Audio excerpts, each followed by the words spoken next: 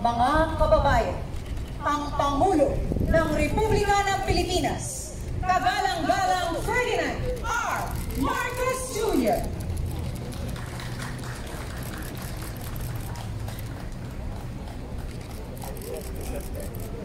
Narito po ang ating mahal na Pangulo, kasama ang ating farmers cooperatives and associations na Rice Combined Harvester na nagpapahalaga ng 1,600,000 pesos.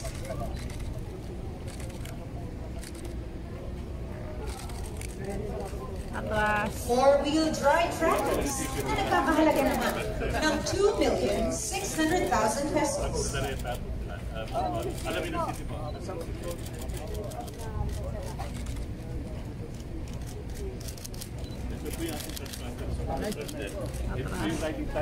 Ang riding transplanters na nagkakahalaga ng 6,200,000 pesos.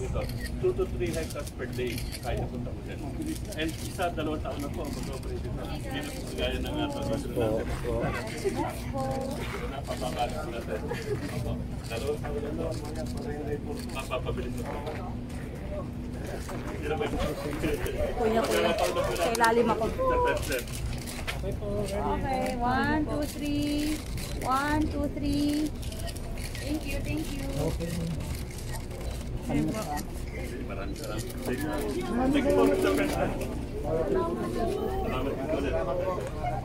Vouchers na nagkakahalaga ng higit sa 36 million pesos. 356,000 pesos.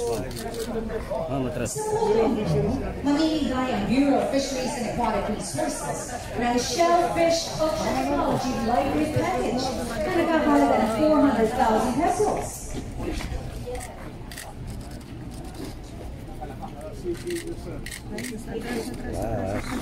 At program na nagkakahalaga naman ng 46 million pesos.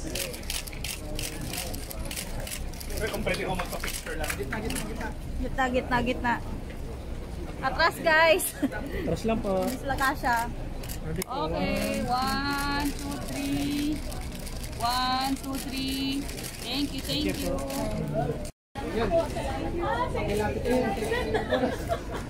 Nakita ko gano'n lang ang camera. 1, 2, 3. 1, 2, 3.